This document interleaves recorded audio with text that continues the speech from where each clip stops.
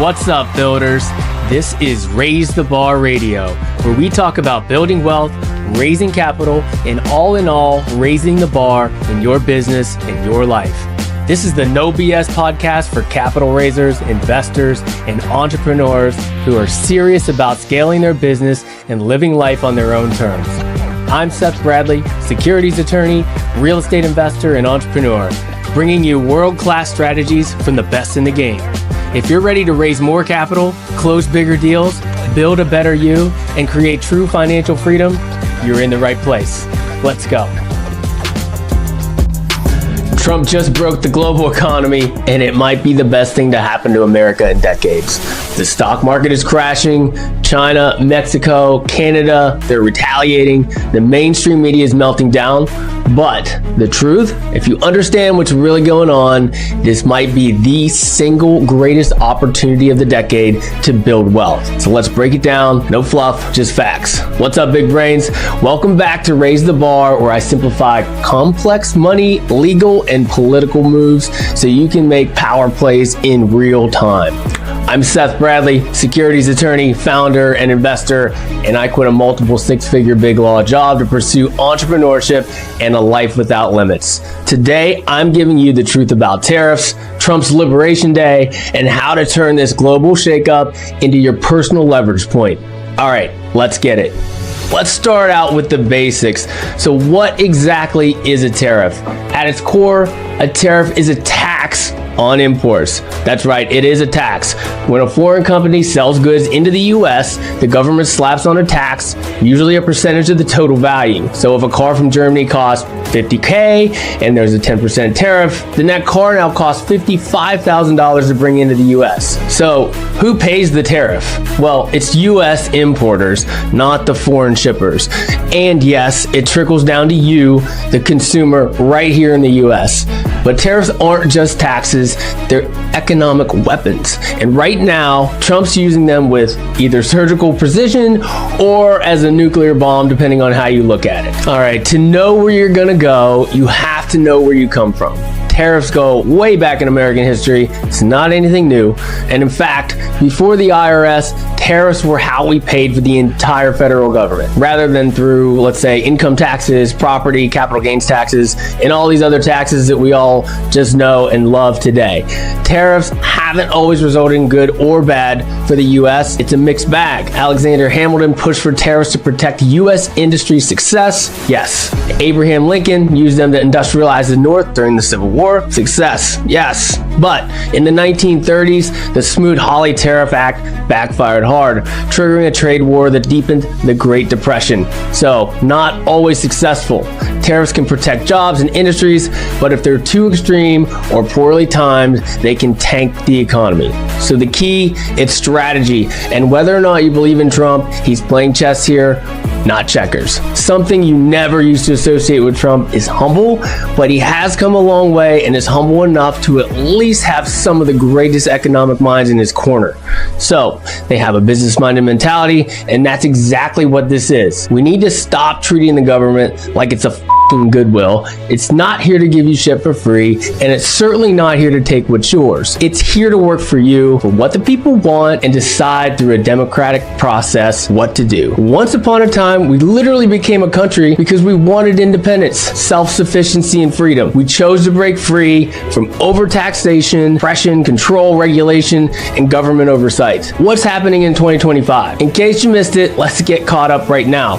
Trump has declared Liberation Day and followed up with the most aggressive global tariff policy in modern history. A minimum of 10% tariffs on every import into the US, up to 60% tariffs on China. That changes every single day though. Reciprocal tariffs on all countries. If a country charges us 25%, we charge them 25% back, but that's not exactly true, and we'll get into more of that later. Canada and Mexico, not exempt. This isn't just about China, it's about a full global reset. So the kicker is formula-based. Trump's trade team built a publicly disclosed algorithm that adjusts tariff rates based on how countries treat the U.S. exports. It's dynamic, it's constantly changing, it updates monthly. This isn't random, it's calculated economic warfare. All right, next, now that it's in effect, what's happening? Well, you're seeing it. Wall Street is panicking. The S&P 500 is down 14% in the first 2 weeks. Tech stocks are plummeting. Elon Musk just posted on X that supply chain realignment is overdue and this pain is necessary. Mexico is negotiating. Canada is threatening retaliation, but also showing signs of blinking. China, they're digging their toes in, but there's exports that are suffering. You just won't hear all this stuff on CNBC, but many of these global players are coming to the table. Tariffs are doing exactly what they're designed to do. Forced negotiation, good or bad. Trump's move is forcing every country to rethink dependence on the U.S. consumer. And not just that, it's forcing us to rethink how we depend on them. Pardon the interruption, but we don't do ads. Instead, know that if you're raising capital for real estate, my law firm, Raise Law, is here to give you the expert legal guidance you need to raise capital compliantly and structure and close your deal. And if you're looking for a done-for-you fund-to-fund solution, TribeVest is the industry's only all-in-one setup and fund administration solution. Visit raise.law and tribevest.com to learn more. All right, let's set the record straight on a few of these common things that are floating around here. One, tariffs only hurt the other country. That's totally wrong. U.S. businesses and consumers feel the sting, and we are, at least at first. Sometimes you're going to hear this is just economic nationalism, but that's also wrong. This is about strategic leverage, not about isolating us. Third, it's inflationary in the short term. This is true. But if local supply chains relocalize, prices stabilize and strengthen the domestic economy, and we'll be good to go. But right now, we're feeling it. Next, tariffs can bring manufacturing back. This is true, maybe, and we're already seeing U.S. factories re-announce reopenings in Michigan, Ohio, Pennsylvania, places like that, and we've seen trillions of dollars of investment promises rolling in already. But if this steers us into a deep recession, companies won't have the resources or confidence to build. All right, so what's my prediction? And some of these aren't even predictions because they're happening right now. Are risks, short-term inflation, price increases, stock market volatility, retaliation from trade partners. These things are already happening. So they're probably just going to escalate for the near future. But the potential upsides, reshoring of manufacturing, massive. Supply chain independence, huge. Massive negotiation leverage for better and at the very least equal trade terms. Stronger US dollars, capital flees unstable markets abroad. Those are all massive positives, but they're not going to happen overnight. So what's my prediction? Short-term pain. Long-term economic sovereignty, but we're entering a serious rebalancing period and the US is reasserting its economic power. And while it hurts now, this could finally reset the broken trade game that's been bleeding our economy dry for decades and would eventually take us down. All right, so what do we do about it? We need to capitalize. So what are the 3 smartest ways to capitalize on Trump's 2025 tariffs? There are lots of unknowns and unpredictability in business, but one thing is always true. When there's panic in the streets, there is massive opportunity somewhere, and there's going to be wealth transfer. For those with cool heads, fortitude, and discipline, we can win. So what am I doing, and what can you do to capitalize on all of this unpredictability? All right, strategy number 1, invest in U.S. manufacturing and infrastructure. Tariffs equal a return to American made. Full stop. Trump's reciprocal tariffs aren't just economic sanctions, they're a forced reshoring event here in the U.S. Global trade is breaking, supply chains are rerouting, countries like China, Mexico, and Canada, they're scrambling to adjust, and meanwhile, America is rebuilding. This is your moment to build wealth while the rest of the market panics. So how do we actually do this? Play number 1, invest passively in the U.S. in industrial and infrastructure projects. Tap into private equity funds, syndications, or REIT alternatives that focus on, of course, manufacturing facilities, U.S.-based supply chain logistics, cold storage, and warehouse assets. Transportation, freight infrastructure, that stuff works too. These funds are just pouring into the reshoring initiatives, not just from the government, but from Fortune 500 companies rethinking their risk exposure. Play number 2 for my capital raisers out there: raise capital for experienced sponsors in the same space. If you're not the operator, but you've got a network, become a capital aggregator. Use SPVs or fund-of-funds models like TribeVest to compliantly pool investor capital into high-quality U.S. industrial and infrastructure deals. Bring your network along, bring limited partners into deals with better terms, higher leverage, and strategic upside. Focus on experienced sponsors. Of course, do your due diligence. Make sure they have a track record in industrial real estate or, again, critical infrastructure.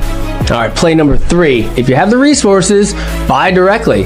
Also got to have the know-how, right? Focus on manufacturing assets, warehouses near growing ports, logistics hubs, things like that. Make sure you have a boots on the ground partner if it's not you in that local market. Think markets like Columbus, Kansas City. These cities are turning into mini powerhouses as global shipping patterns shift inland. Bonus play: buy dirt where the roads are going, right? So if you're into residential and you don't know anything about industrial and you're not comfortable with it, think about residential and mixed-use land near inland ports, new highways, industrial corridors, growth zones, things like that. These plays won't necessarily cash flow day one, but they will appreciate like crazy over the next 3 to 5 years as that infrastructure is finally built out. Strategy number 2: energy independence investing. If manufacturing is the body, energy is the blood, where are you going to power this thing from?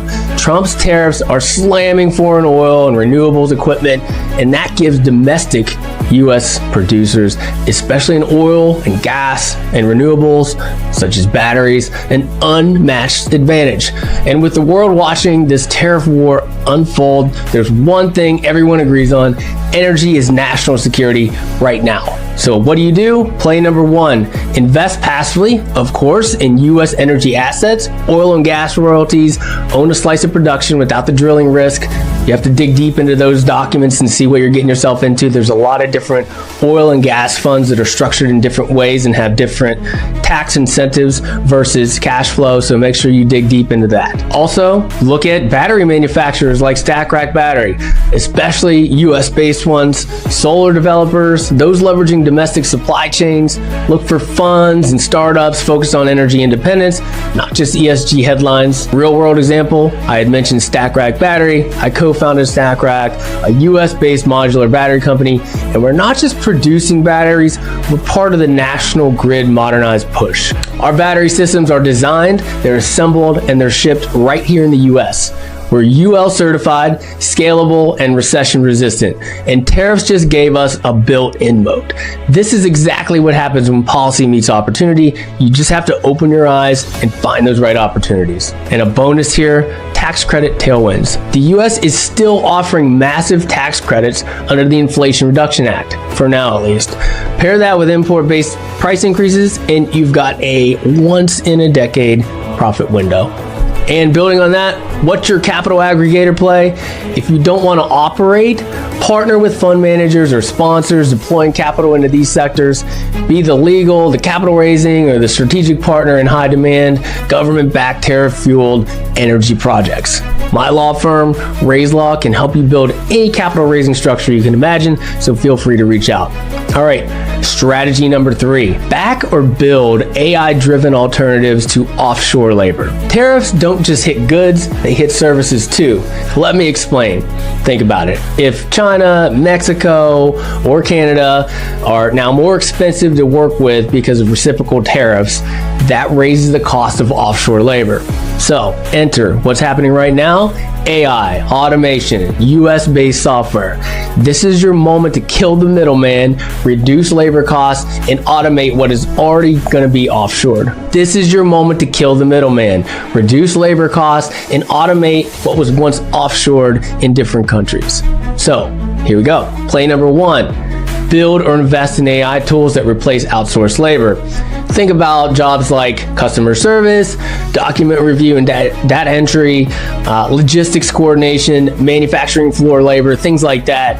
It's not sci-fi. The LLMs and the manufacturing robotics are ready today, and the opportunity is right now. All right, so step-by-step action plan. Identify high-friction outsourced tasks that just got more expensive, right?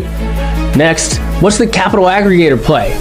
Partner with early stage AI founders or companies, use your network, expertise, or capital raising chops to make strategic investments or even try to leverage an advisory equity position or a role in a startup in these sectors. I've done it, and feel free to reach out and I can tell you more about how I've done it. So, pro tip though, don't just invest in AI for the sake of it. Invest in AI that displaces foreign labor. That's where the pressure is. That's where the real value will be. This is the moment most people will fear. We're in it right now, and a few smart ones will capitalize. Tariffs are just the first shot in a major, larger realignment, and if you're able to stay calm, not get caught up in all the political nonsense, this is a time where real wealth changes hands. Keep your mind clear, keep your eyes open, and if this breakdown helped you see the game clearer, smash that subscribe button, drop a comment with your take on Trump's global economic strategy, and let me know, are you playing offense or defense? Keep your head in the game. Raise the bar, baby. Until next time, enjoy the journey. Thanks for tuning in to Raise the Bar Radio. If you enjoyed today's episode, make sure to subscribe, leave a review, and share it with someone who needs to hear it. Keep pushing, keep building, and keep raising the bar. Until next time, enjoy the journey.